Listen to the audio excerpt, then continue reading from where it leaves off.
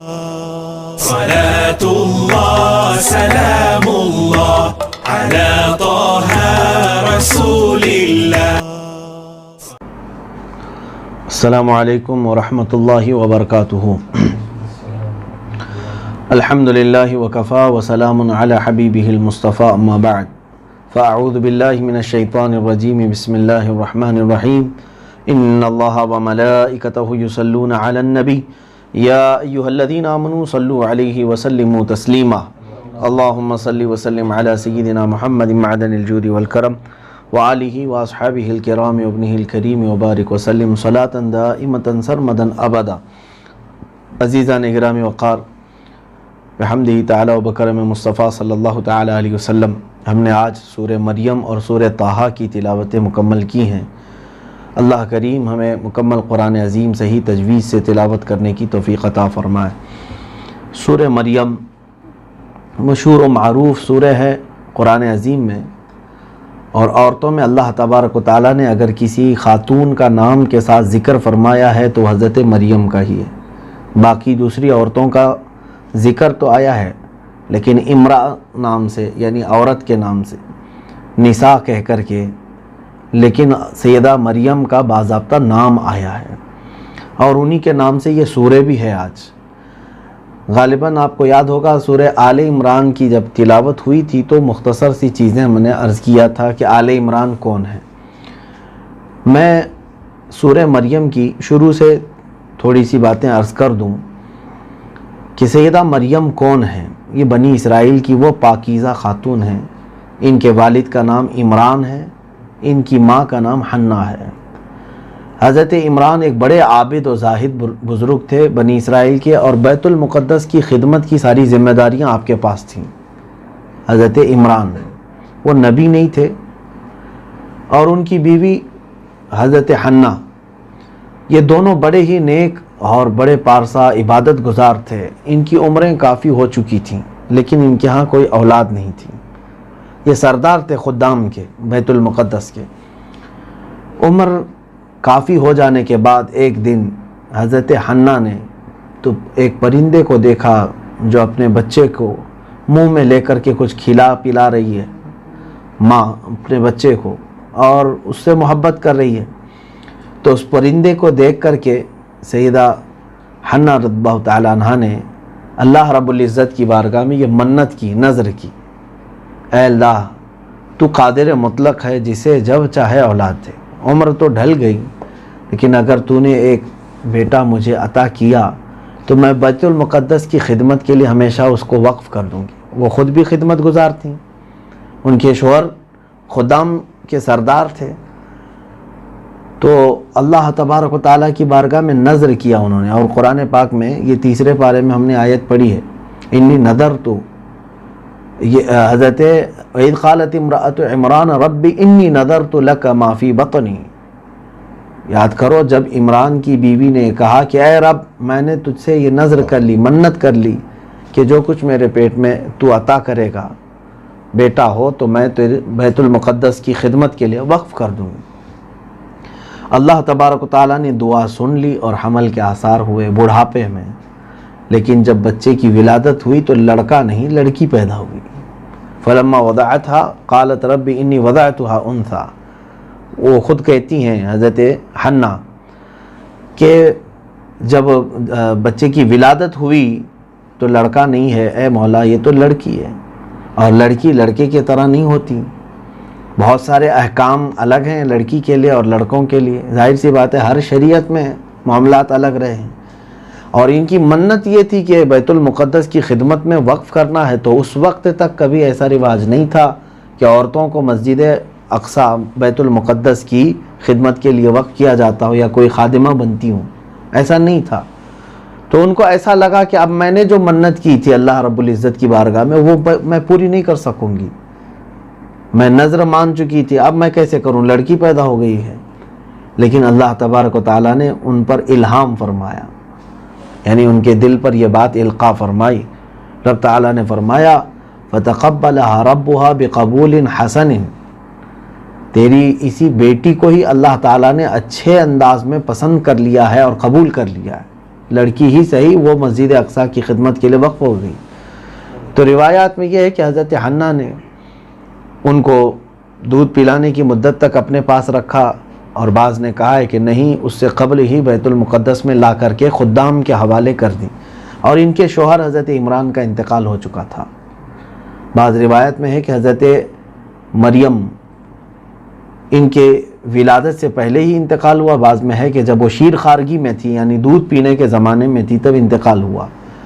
نام انہوں نے مریم رکھا، سمیتھا مریم، وہ خود کہتی ہیں میں نے اس کا نام مریم رکھا ہے۔ مریم یہ سریانی زبان کا لفظ ہے جس کا مطلب ہوتا ہے خادمہ، کام کرنے والی، اور وہ بھی خالص بغیر اجرت کے، تو اس کو مریم کہتے ہیں۔ اور وہ چونکہ بیت المقدس میں خدمت کے لیے انہوں نے وقف کیا تھا تو اس لیے بچی کا نام بھی مریم رکھا، اور دعا کیا انی اعیذھا بک وذریتھا من الشیطان الرجیم، اے مولا میں تیری پناہ مانگتی ہوں، اس کو اور اس کی اولاد کو تو شیطان رجیم سے محفوظ رکھ، اس کی شرارتوں سے ہمیشہ اس کو، میری بچی کو محفوظ رکھ۔ یہ آیات جو ہے یہ دعا ہے در حقیقت۔ میں نے تفسیر میں بھی عرض کیا تھا یہ 2 آیتیں سورہ آل عمران میں ہیں۔ آپ اپنے بچوں کی ولادت کے وقت سے لے کر جب تک وہ دودھ پی رہے ہیں ان پر دم کرتے رہیں، دیکھیں رب تبارک و تعالی ہر طرح کے شرور اور فتن سے آپ کے بچوں کی حفاظت فرمائے گا، کیونکہ حضرت بی بی مریم سلام اللہ علیہا ان کی والدہ محترمہ نے جو دعا کی، دعا اگر ایسی ہی ہوتی جیسے سب لوگ کرتے ہیں تو کوئی بات نہیں تھی، ہر ماں ہر باپ اپنے بچوں کے لیے دعا کرتے ہیں، لیکن اس ماں کی دعا قرآن میں اللہ نے بیان فرمایا ہے تو ظاہر سی بات ہے وہ دعا بڑی مؤثر ہے۔ رب تعالیٰ فرما رہا ہے کہ مریم کی ماں نے یہ دعا کیا کہ اے اللہ میں تیری پناہ مانگتی ہوں اس کے لیے اور اس کی اولاد کے لیے کہ تو ان کو شیطان رجیم کی شرارتوں سے محفوظ فرما۔ اب اس کے بعد ہوا یہ کہ بیت المقدس میں جب یہ لائی گئیں حضرت بی بی مریم رضی اللہ تعالیٰ عنہ، تو اب یہاں معاملہ یہ تھا کہ کون ان کی کفالت کرے گا، کون ان کی پرورش کی ذمہ داری لے گا۔ تو چونکہ سارے خدام جو ہے وہ اس بات کی طلب رکھتے تھے کہ ہم کریں، کیونکہ ان کو پتہ تھا کہ یہ معمولی بچی نہیں ہے، ان کے سردار کی بیٹی ہے، اور وہ بھی اتنی بڑی عمر میں پیدا ہوئی ہے تو یقیناً اللہ تعالیٰ کی طرف سے کچھ نہ کچھ خاص عطائیں لے کر آئی ہے۔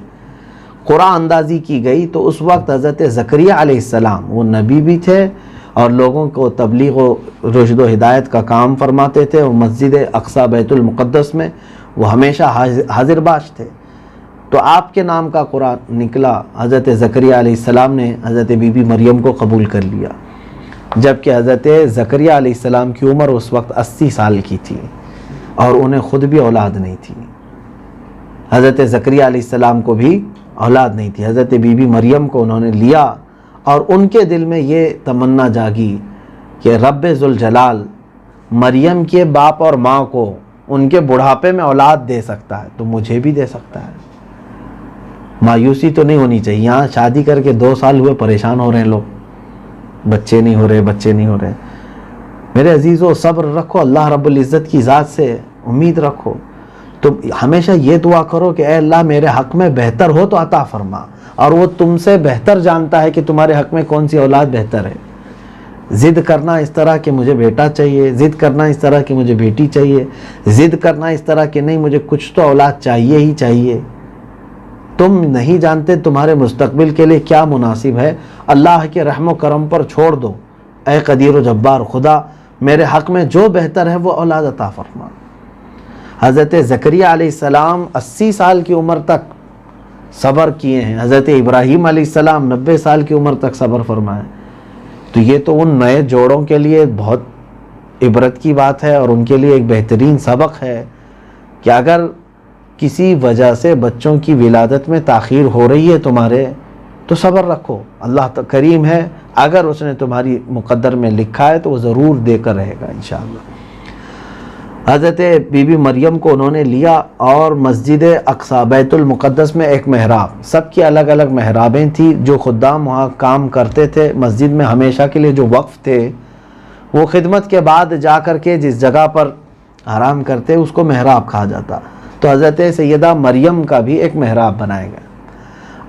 آپ کے لیے جو محراب بنائی گئی اس میں حضرت زکریہ علیہ السلام ہمیشہ ان کو جا کر کے دیکھتے تھے. جب یہ بچپن میں تھی، چھوٹی سی تھیں، قرآن نے اس کا بھی ذکر فرمایا ہے کہ کلما دخل علیہا زکریہ المحراب وجد عندہا رزقا. جب جب حضرت زکریہ علیہ السلام اس محراب میں جاتے تو طرح طرح کے پھل وہاں رکھے ہوئے ہوتے تھے، اور وہ بھی ایسے پھل جو موسم بھی نہیں ہوتا اس کا، بے موسم کے پھل وہاں پر ہوتے. قال یا مریم انا لکی ھذا. حضرت زکریہ علیہ السلام پوچھتے کہ اے مریم یہ کہاں سے تیرے پاس آتا ہے؟ وہ کہتی قالت ہوا من عند اللہ ان اللہ یرزق من یشاء بغیر حساب. وہ کہتی یہ سب میرے اللہ کی طرف سے ہے اور اللہ جسے چاہتا ہے بے حساب رزق دیتا ہے. اب یہاں پر بالکل الگ معاملات جو چل رہے تھے حضرت مریم کے خاندان میں، یہ پہلے ہی سے دیکھنے کو مل رہا تھا سارے لوگوں کو. ایک تو بڑھاپے میں ان کے گھر بچی کا ہونا، دوسرے مسجد اقصی بیت المقدس میں سب سے پہلے لڑکی کو خدمت کے لیے وقف کرنا. یہ سب یہ خاندان آل عمران کی خصوصیات میں سے ہیں. حضرت عمران کے گھر والوں کے لیے یہ خصوصیات تھیں. تو سارے لوگوں میں ایک ان کی عزت، عظمت، جلالت بیٹھی ہوئی تھی. سب حضرت مریم کی بھی قدر کرتے اور ان کے گھر یعنی ان کی ماں اور ان کے باپ حضرت عمران کی بھی قدر کرتے. اور در حقیقت حضرت عمران اور حضرت حنا جو حضرت بی بی مریم کے ماں باپ ہیں، یہ بھی حضرت داؤد علیہ السلام اور سلیمان علیہ السلام کی اولاد میں سے ہی ہیں، وہ نبیوں کی آل میں سے ہی تھے. اب حضرت زکریہ علیہ السلام کا یہاں پر ایک معاملہ یہ ہوا. سیدنا زکریہ علیہ السلام کے متعلق جو ہے قرآن یہ کہتا ہے ہنالک دعا زکریہ ربہ قال رب ہب لی من لدنک ذریۃ طیبۃ انک سمیع الدعاء. جب وہ محراب کی خصوصیت دیکھا حضرت زکریہ علیہ السلام، کون سے محراب کی؟ جس میں حضرت بی بی مریم بیٹھی ہوئی ہیں، طرح طرح کے پھل آتے ہیں. کون رکھ کر کے جاتا ہے؟ کہاں سے آتے ہیں یہ؟ جب وہ سو کر اٹھتی ہیں تو ان کے پاس میوے رکھے ہوتے، پھل رکھے ہوتے.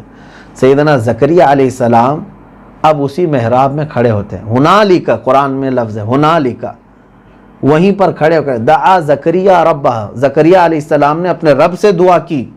قال رب ہب لی من لدنک ذریۃ طیبہ، اے مولا مجھے بھی تو ایک اچھی اولاد دے دے، مجھے بھی تو اچھی اولاد دے دے. انک سمیع الدعاء، بے شک تو دعاؤں کو سننے والا ہے. اب حضرت زکریہ علیہ السلام اس محراب میں کھڑے ہو کر کے دعا کر رہے تھے جس محراب میں سیدہ مریم رضی اللہ تعالی عنہا رہتی تھیں، عبادت کرتی تھیں، اور اللہ کریم نے ان کی دعا بھی قبول فرما لی. کس کی؟ حضرت زکریہ علیہ السلام کی دعا. اب یہاں سورہ مریم کی جو شروعات ہم نے کی ہے کاف ہا یا عین صاد، یہاں شروع کی آیتوں میں حضرت زکریہ علیہ السلام کا ہی ذکر ہے.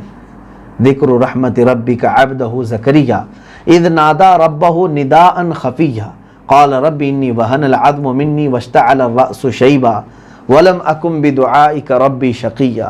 یہ جو آیات بینات ہیں سورہ مریم کی ابتدا کی، وہ حضرت زکریہ علیہ السلام کے متعلق ہی ہیں. آپ نے دعا کی اور اللہ تعالیٰ کی طرف سے ایک فرشتہ نازل ہوا، اور فرشتے نے آ کر کے حضرت زکریہ علیہ السلام کو بشارت دی کہ اے زکریہ تم نے اللہ سے اولاد مانگی. حضرت زکریہ علیہ السلام اولاد کیوں مانگ رہے تھے؟ اس کی بھی ایک وجہ تھی. آپ کا یعنی آپ کی عمر دراز ہو چکی تھی، اور سن کہولت جس کو کہتے ہیں، سر کے بال پورے سفید ہو چکے تھے، ہڈیاں کمزور تھیں. اس زمانے میں آپ نے دیکھا کہ اب بیت المقدس کے حالات کون آگے بڑھائے گا.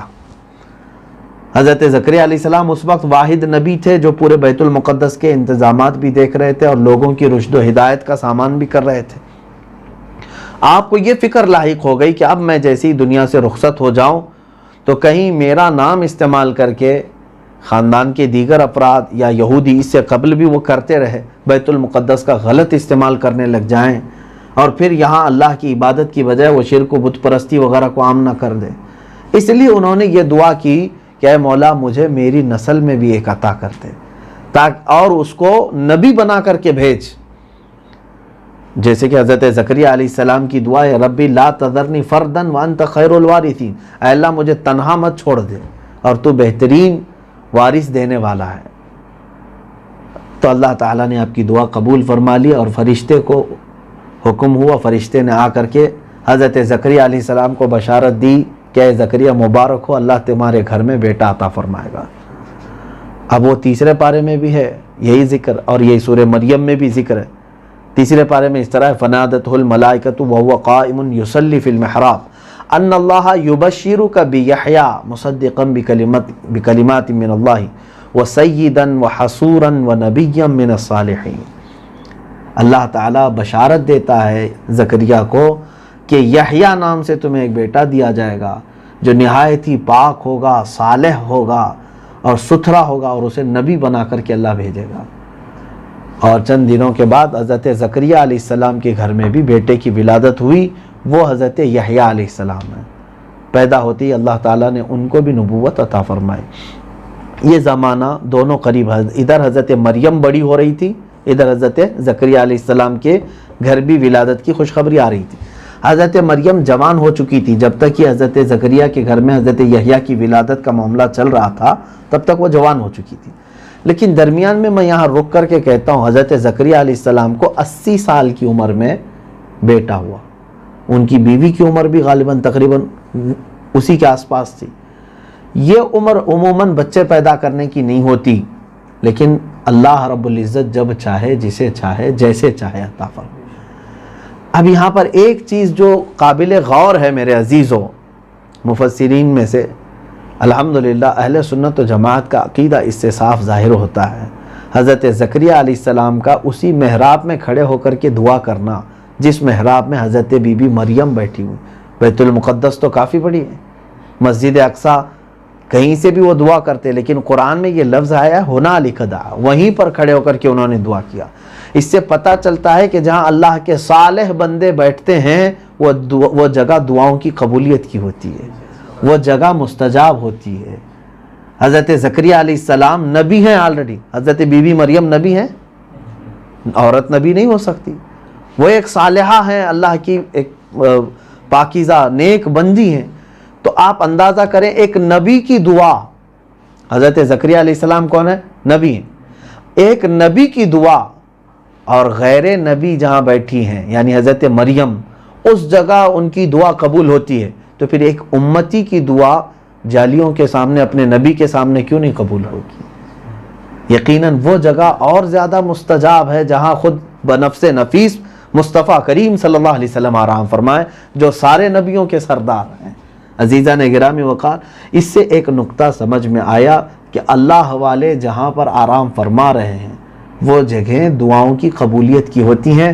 اعلیٰ حضرت فاضل بریلوی رضی اللہ تعالیٰ عنہ سے دعاؤں کے قبول ہونے کی جگہ پوچھی گئی، کون کون سی جگہ ہیں جہاں دعائیں قبول ہوتی ہیں. بہت ساری جگہیں آپ نے گنائی ہیں فتاوی رضویہ شریف میں. اس میں ایک جگہ آپ نے فرمایا ہے اجمیر معلیٰ خواجہ غریب نواز کے آستانے کے پاس دعائیں بہت تیز قبول ہوتی ہیں. اعلیٰ حضرت اللہ تعالیٰ عنہ نے لکھا ہے. اور بعض آج بھی ایسے کم نصیب لوگ ہیں جنہوں نے اعلیٰ حضرت اللہ تعالیٰ عنہ پر تہمتیں لگائی ہیں، الزام تراشیاں کی ہیں کہ سرکار غریب نواز کی وہ محبت نہیں رکھتے تھے اور ان کی شان میں کچھ نہیں لکھا. اس سے بڑی بات کیا ہے کہ امام اہل سنت فاضل بریلوی نے پورے ہندوستانیوں کو یہ کہا کہ دعاؤں کے قبولیت کی اگر ہندوستان میں کوئی سب سے بڑی جگہ ہے تو اجمیر معلیٰ ہے. اور پھر یہاں تک فرمایا کہ اگر اجمیر کو کسی نے حقارت سے کہا اس لیے کہ وہاں کہ اللہ کے ولی رہتے ہیں تو اس نے کفر کیا.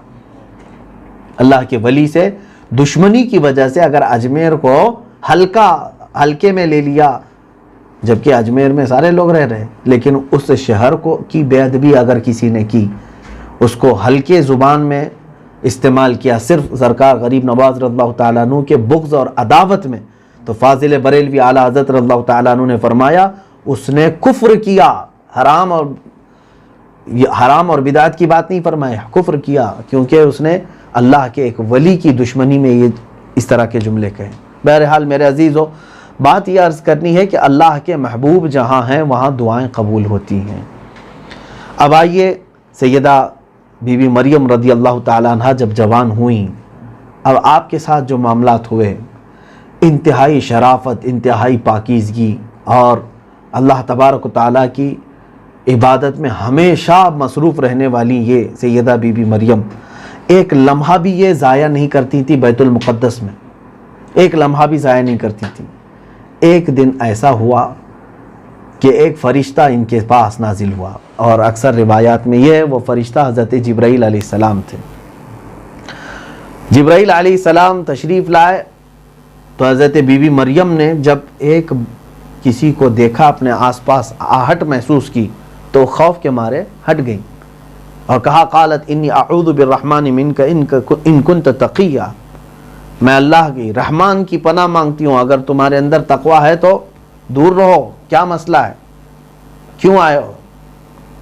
تو جبرائیل علیہ السلام نے کہا قال انما انا رسول ربک لأہب لک غلاما زکیہ، کہا کہ میں تو رب تعالیٰ کا قاصد بن کر کے آیا ہوں، میں فرشتہ ہوں، کیوں آئے ہو؟ کہا تاکہ میں تمہیں ایک نیک اور صالح بیٹا دے دوں۔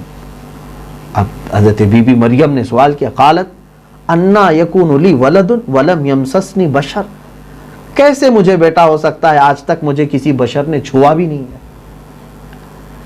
نظام تو یہی ہے، بچہ ہونے کے لیے نکاح ہو، شادی ہو اور مرد کا عورت سے اختلاط ہو تبھی بچہ ہوتا ہے، یہی تو نظام ہے نا قدرت کا۔ تو حضرت بی بی مریم رضی اللہ تعالیٰ عنہ نے ان سے یہی کہا کیسے مجھے بچہ ہو سکتا ہے، آج تک کبھی کسی بشر نے مجھے چھوا نہیں، ولم اکو بغیہ، اور نہ ہی میں کبھی بدکار بنی ہوں، یا مطلب کسی مرد کی طرف میں نے شہوت سے دیکھا ہے، کبھی ایسا نہیں ہوا۔ تو حضرت جبرائیل علیہ السلام نے کہا قال کذالک قال ربک هو علی ہین، اللہ ایسے ہی چاہتا ہے کہ اب تک تجھے کسی نے چھوا نہیں اور بغیر تجھے کسی بشر کے چھوئے تجھے اللہ تعالیٰ بیٹا دینا چاہتا ہے، اور یہ اللہ کے لیے کوئی مشکل کام نہیں ہے، ہوا ہین یعنی بہت آسان معاملہ ہے اس کے لیے۔ اور پھر اللہ تعالیٰ اس طرح تجھے بیٹا دے کر کے وَلِنَجْعَلَهُ آیَةً لِلنَّاسِ وَرَحْمَةً مِنَّا، رب تبارک و تعالیٰ اس بیٹے کو تمام انسانوں کے لیے ایک اپنی نشانی بنانا چاہتا ہے۔ دیکھو رب کی نشانی ہے یہ، اکثر نظام کے تحت ہی بچے پیدا ہوئے ہیں، ماں اور باپ کے اختلاط سے ہی، ملاپ سے ہی، لیکن ایک بچہ دنیا میں ایسا پیدا کر کے دکھائے گا رب تعالیٰ جو نظام سے ہٹ کر کے ہے، تاکہ تم یہ بھی دیکھو کہ مولا کسی کا محتاج نہیں ہے، اور وہ رب تعالیٰ کی طرف سے وہ بچہ رحمت بن کر کے آئے گا۔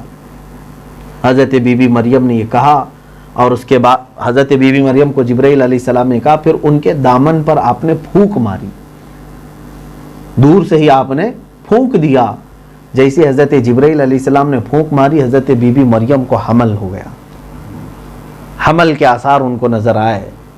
اب حضرت جبرائیل علیہ السلام وہاں سے تو چلے گئے، سیدہ بی بی مریم اس حمل کو لے کر مسجد اقصی بیت المقدس میں رہنے لگی، لیکن جب حمل کے آثار دکھنے لگ گئے تو سب سے پہلے جس شخص کو یہ معلومات ہوئی وہ آپ کا خلیرہ بھائی تھا یا کزن تھا، یوسف نجار جن کا نام بتایا گیا ہے، اور بعض روایات میں یہ ہے کہ آپ کی ان سے منگنی بھی ہو چکی تھی۔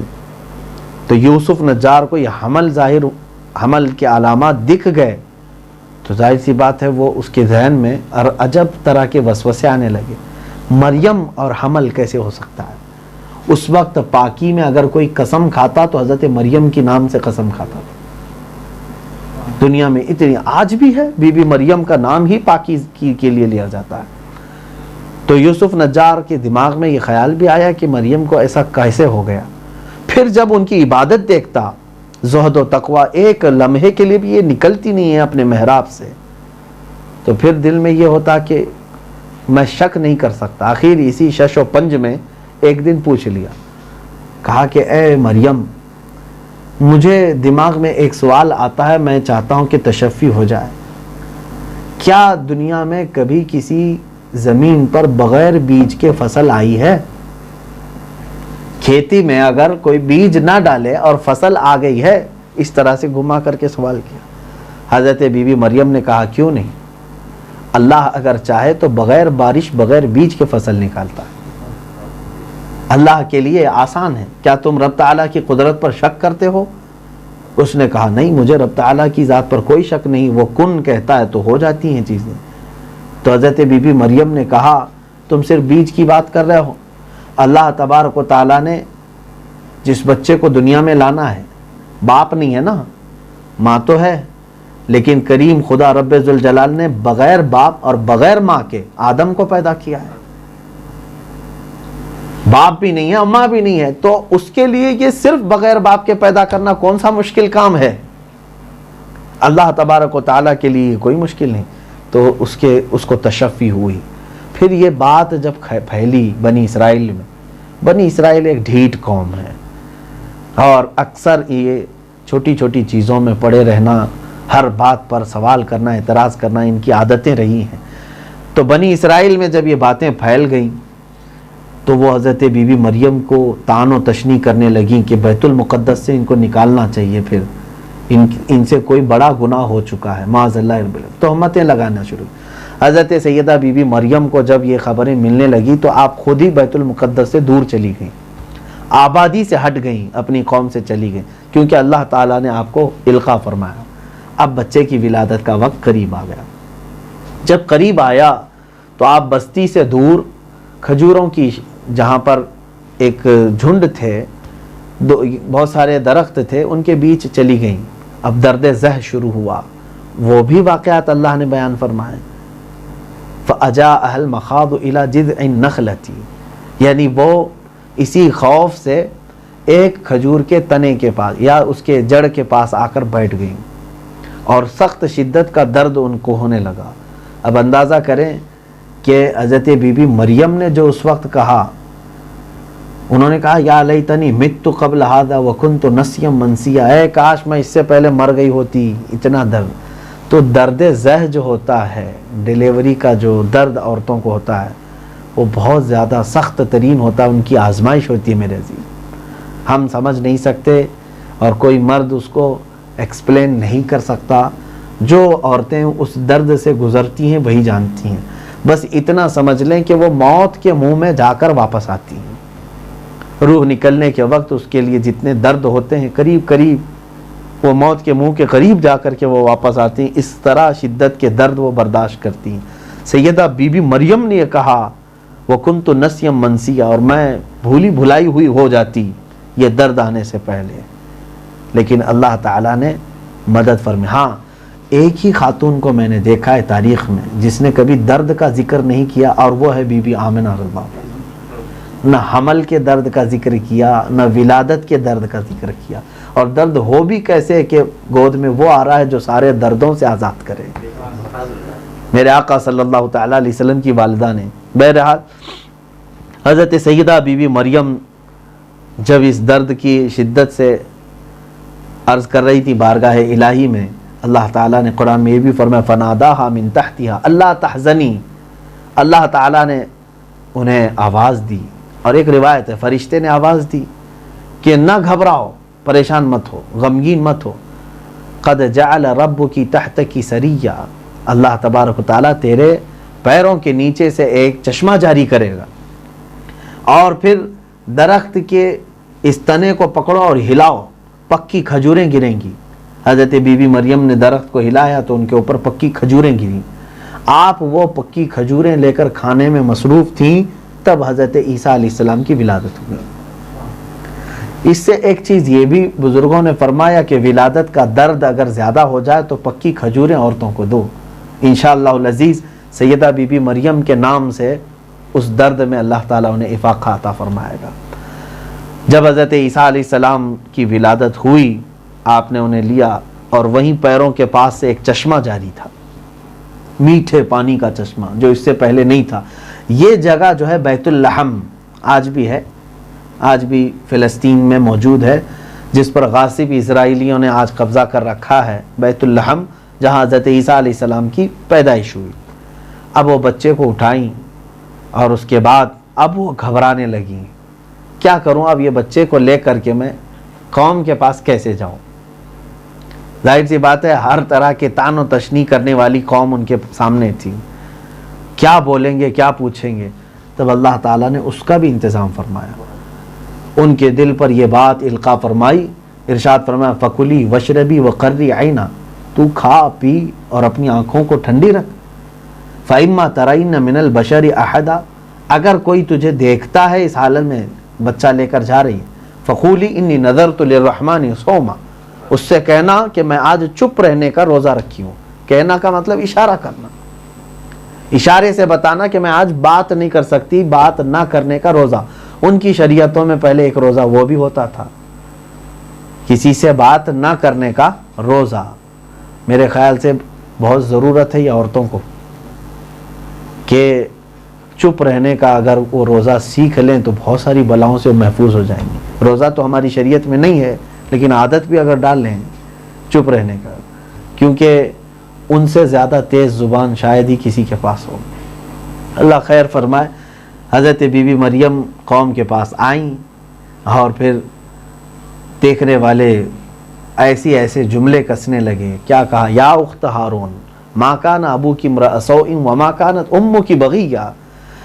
اے ہارون کی بہن، یعنی ہارون کی بہن اس زمانے میں پاک خاتون کو کہتے تھے جو بہت زیادہ شریف ہوتی تھی. حضرت بی بی مریم کا بھی وہ لقب تھا، ان کو اس نام سے لوگ پکارتے تھے. کہا کہ اے مریم، نہ تیری ماں بری تھی نہ تیرا باپ خراب تھا، تو کہاں سے یہ لے کر کے آ گئی؟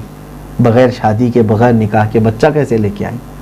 تو حضرت بی بی مریم نے کہا بات نہیں، آج چپ رہنے کا روزہ ہے. اور اپنے بچے کی طرف اشارہ کرنے، فاشارت الیہ، تم کو جو کچھ بھی بات کرنا ہے اس سے بات کرو، اس سے پوچھو. اشاروں میں کہا. انہوں نے کہا قالوا کیف نکلم من کان فی المہدی صبیا، ہم کیسے بات کریں اس سے جو گود کا بچہ ہے. سارے جو ہے جمع تھے قوم کے لوگ اور کہنے لگے ہم اس سے کیا بات کریں. ابھی یہ مکالمہ چل رہا تھا، گود سے ہی حضرت عیسیٰ علیہ السلام بول پڑے. 1 دن کی عمر ہے آپ کی، 1 دن کی. قال انی عبد اللہ آتانی الکتاب وجعلنی نبیا وجعلنی مبارکا اینما کنت واوصانی بالصلاة والزکاة ما دمت حیا وبرا بوالدتی ولم یجعلنی جبارا شقیا والسلام علی یوم ولدت و یوم اموت و یوم ابعث حیا. اتنا پورا حضرت عیسیٰ علیہ السلام نے بیان کیا. کیا ہے؟ فرمایا میں اللہ کا بندہ ہوں اور اس نے مجھے نبی بنا کر بھیجا ہے اور اس نے مجھے کتاب بھی دیا ہے. ماں کی گود میں ہی اللہ نے کتاب دیا ہے. آتانی الکتاب وجعلنی نبیا، اور اس نے مجھے کتاب عطا کیا اور نبی بنا کر بھیجا ہے اور مجھے مبارک کیا ہے، برکت والا. میں جہاں رہوں گا برکت ہوگی. اور مجھے نماز اور زکوٰۃ کا حکم دیا ہے اللہ نے. اوصانی بالصلاۃ والزکوٰۃ، جب تک میں زندہ رہوں مجھے نماز اور زکوٰۃ کا اللہ نے حکم دیا ہے. اور میری ماں کے ساتھ اچھا سلوک کرنے کا مجھے اللہ نے حکم دیا ہے. اور میں سخت قسم کا آدمی نہیں رہوں گا، یعنی جو کسی پر سختی کرے، درست جملے کہے. اور پھر حضرت عیسیٰ علیہ السلام کا یہ جملہ بھی بہت تاریخی ہے. انہوں نے کہا والسلام علیہ یوم ولدت و یوم اموت و یوم ابعث حیا. سلامتی ہو اس دن پر جس دن میں پیدا ہوا. کون کہہ رہا ہے؟ عیسیٰ. سلامتی ہو اس دن پر جس دن میں پیدا ہوا اور جس دن میں انتقال کروں گا اور جس دن مجھے اللہ اٹھائے گا. پتہ یہ چلا پیدائش کے دن پر سلام بھیجنا یہ قرآن میں بیان کیا حضرت عیسیٰ علیہ السلام نے.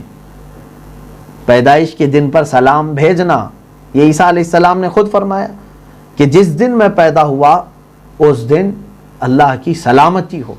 تو مصطفیٰ کریم صلی اللہ علیہ وسلم جس دن پیدا ہوئے ہم اگر سلام بھیجیں تو کون سی بڑی بات ہے؟ کیا یہ شرک ہے؟ کیا یہ کفر ہے؟ کیا یہ بدعت ہے؟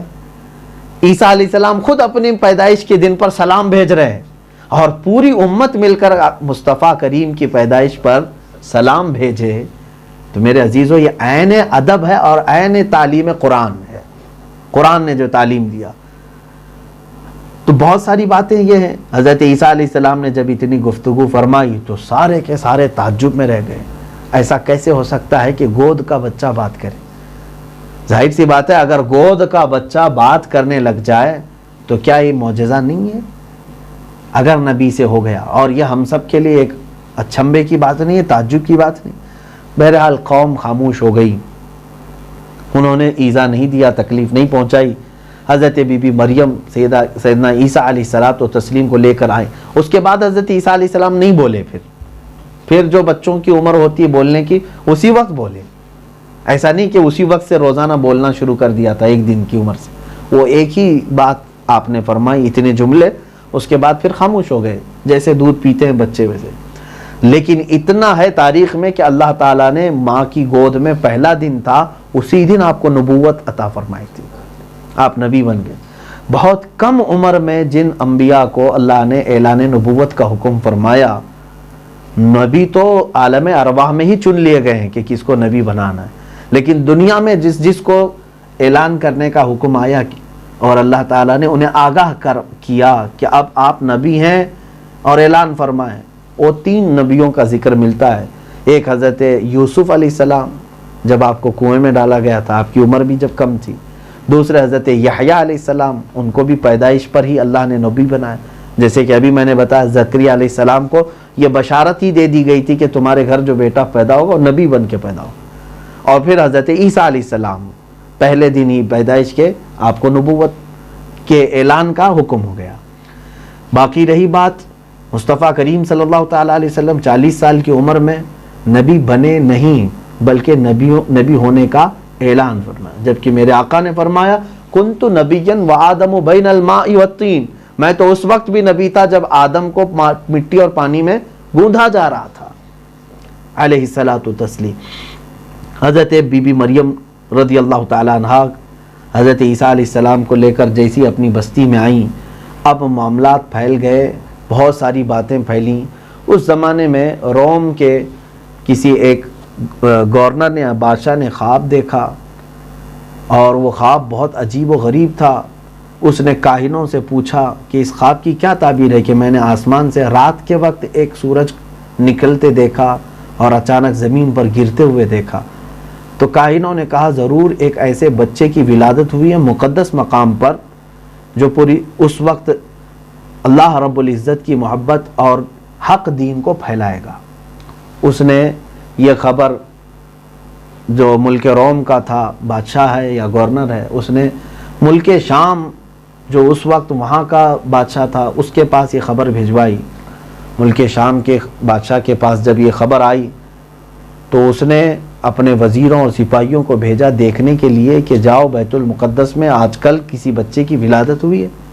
ان لوگوں نے آ کر کے دیکھا اور پوچھا تو لوگوں نے کہا ایک ایسا بچہ یہاں پر پیدا ہوا ہے جس کا باپ ہی نہیں، اور اس کی عجیب و غریب چیزیں ہم نے دیکھی ہیں کہ حضرت عیسیٰ علیہ السلام جب سے لائے گئے تھے روز کچھ نہ کچھ عجیب و غریب چیزیں دیکھنے کو لوگوں کو مل رہی تھیں، کیونکہ انہوں نے خود فرمایا میں جہاں ہوں برکت اللہ نے مجھے بتایا۔ تو وہ جو کارندے آئے تھے انہوں نے بادشاہ کو جا کر خبر دی ملک شام کے۔ اب اس بادشاہ کو خبر جیسی دی اسی رات کو اس نے خواب اور ایک دیکھا، یہ ملک شام کے بادشاہ نے۔ اس خواب کی تعبیر جب اس نے کائنوں سے پوچھا تو پتا چلا کہ یہ بچہ جو پیدا ہوا تیری سلطنت کو ہلاک کر دے گا۔ اب ظاہر سی بات ہے وہ دشمن بن گیا اس بچے کے قتل کرنے کے لیے۔ تو حضرت بی بی مریم کو جو خیر خواہ لوگ تھے انہوں نے آ کر کے کہا ملک شام کے بادشاہ کے اندر تیرے بچے کا حسد آ گیا ہے، تو اپنے بچے کی حفاظت کر اور یہاں سے دور لے چلی جا۔ سیدہ بی بی مریم رضی اللہ تعالیٰ عنہ نے حضرت عیسیٰ علیہ السلام کو لیا اور آبادی سے نکل گئیں۔ تقریباً 13 سال تک وہ واپس نہیں آئیں بیت المقدس۔ حضرت بی بی مریم 13 سال تک حضرت عیسیٰ علیہ السلام کو لے کر بہت دور دوسری بستیوں میں رہتی رہیں۔ 13 سال کے بعد دوبارہ آپ تشریف لائیں، تب تک حضرت عیسیٰ علیہ السلام کو کمال کے معجزات بھی تھے۔ حضرت عیسیٰ علیہ السلام کے معجزات تو ایسے تھے کہ وہ مٹی کے پرندے بناتے اور اس میں پھونک مارتے تو زندہ ہو کر اڑتے تھے، اور حضرت عیسیٰ علیہ السلام کسی کوڑ کے بیمار جو اور سفید داغ والے کو اگر ہاتھ لگا دیتے تو پورا کا پورا جسم صحیح ہو جاتا، اللہ اسے شفا دے دیتا۔ اور پھر مادرزاد اندھا، یعنی جو پیدائشی اندھا ہو بالکل بغیر آنکھوں کے آیا ہے، حضرت عیسیٰ علیہ السلام اس کی آنکھوں پر اپنا ہاتھ رکھتے اللہ تعالیٰ اسے آنکھیں دے دیتا۔ یہ بھی معجزہ تھا۔ اس کے علاوہ یہ ایک معجزہ سب سے بڑا یہ تھا کہ اگر وہ کسی قبر کے پاس جا کر کہتے اللہ کے حکم سے اٹھ جا تو قبر پھٹتی اور مردہ کھڑا ہو جاتا تھا۔ آپ نے اپنی زندگی میں کئی ایسے مردوں کو زندہ کیا۔ تو یہ کمال کے معجزات حضرت عیسیٰ علیہ السلام کے ساتھ تھے، تو پھر لوگوں پر ایک رعب بھی تھا اور حق کے قبول کرنے والوں کی تعداد بڑھتی گئی۔ حضرت عیسیٰ علیہ السلام پر ایمان بھی لائے لوگ اور آپ کی تعلیمات پھیلنے لگیں۔ اللہ تبارک و تعالیٰ نے آپ کو جو علم عطا فرمایا تھا پھر آپ نے اپنے شاگردوں کو وہ تعلیم دی۔ پھر وہ زمانہ بھی آیا جب آپ کی عمر 30-33 سال کے قریب ہوئی، یہودیوں نے دشمنی میں حضرت عیسیٰ علیہ السلام کو قتل کرنے کا منصوبہ بنایا اور پھر آپ کے گھر آ کر کے گھیرا کر لیا، احاطہ کر لیا۔ اسی وقت اللہ تعالیٰ نے حضرت عیسیٰ علیہ السلام کو آسمانوں پر اٹھا لیا اور جو قتل کرنے کے لیے اندر آیا تھا اس کو حضرت عیسیٰ علیہ السلام کی شکل دے دی گئی. تو وہ یہودی جو دشمن تھے انہوں نے دیکھا حضرت عیسیٰ علیہ السلام کو ڈھونڈنے کے لیے جس شخص کو بھیجا تھا وہ آیا نہیں, تو یہ خود اندر آئے اور اس شخص کو پایا تو اسی شخص کو انہوں نے سولی پر چڑھایا اور پھر پوری دنیا کو کہا ہم نے عیسیٰ کو صلیب پر چڑھا دیا, ہم نے عیسیٰ علیہ السلام کو سولی پر چڑھا دیا. یہ انہوں نے سب جگہ ڈھنڈورا پیٹا اور ان کی بات کو صحیح سمجھ کر کے عیسائی بھی بیچارے آج تک گلے میں صلیب لٹکائے گھومتے ہیں کہ ہمارے نبی کو سولی پر چڑھا دیا گیا. لیکن قرآن کہتا ہے بر رفعہ اللہ الیہ, نہیں, انہوں نے کسی نے بھی عیسیٰ علیہ السلام کو نہ قتل کیا نہ سولی پر چڑھایا بلکہ اللہ نے ان کو آسمانوں پر اٹھایا.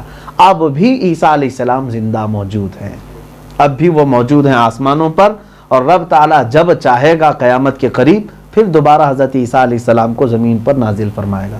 یہ قیامت کی سب سے بڑی نشانیوں میں عیسیٰ علیہ السلام کا زمین پر دوبارہ آنا یہ بڑی نشانی ہے. وہ آئیں گے, ہو سکتا ہے ہماری زندگی میں آئیں, ہو سکتا ہے ہمارے بعد ہمارے بچوں کی زندگی میں آئیں, لیکن آئیں گے ضرور, کیونکہ میرے نبی کونین صلی اللہ علیہ وسلم نے اس بات کی خبر دی ہے.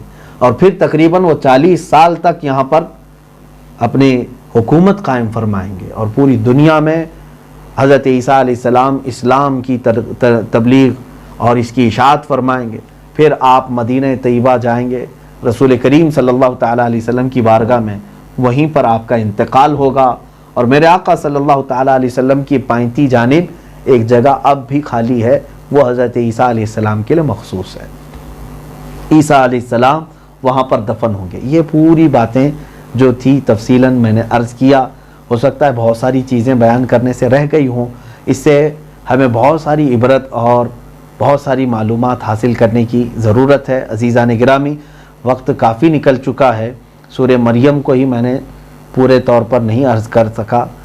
ابھی سورہ طٰہٰ بھی باقی ہے جس کی ہم نے تلاوت کی. انشاءاللہ العزیز اگلی مجلس میں سورہ طٰہٰ کے متعلق جو بھی معلومات ہیں اور جو تفسیر قرآن ہے وہ عرض کرنے کی کوشش کروں گا. سیدہ بی بی مریم سلام اللہ علیہا, حضرت سیدنا عیسیٰ علیہ الصلاۃ والتسلیم اور پورے خاندان آل عمران کی برکتیں اللہ تعالیٰ نے جو بیت المقدس والوں کو عطا فرمائی, ہم دعا کرتے ہیں کہ مولا پھر سے بیت المقدس کو یہودیوں کے شکنجے سے آزاد فرمائے, کھلے عام اہل حق اسلام کے چاہنے والے وہاں پر اپنے سجدے کریں اور رب ذوالجلال کو راضی کریں اور عبادتوں میں ہمارے کوئی رکاوٹ نہ آئے. مولا کریم پوری دنیا میں شر و فساد پھیلانے والے دشمنان اسلام کو نیست و نابود فرمائے, طاغوتی قوتوں اور طاقتوں کو مولا خاک میں ملائے. کریم خدا ارحم الراحمین مولا اس رمضان کی برکت سے پورے اہل اسلام کو امن و امان عطا فرما دے, سب طرح کے شر و فساد سے ہماری حفاظت فرما. وصلی اللہ تعالی علی خیر خلقی محمد وآلہ وصحبہ اجمعین, وآخر دعوانا ان الحمد للہ رب العالمین. السلام علیکم ورحمۃ اللہ. جس طرف اٹھ گئی دم میں دم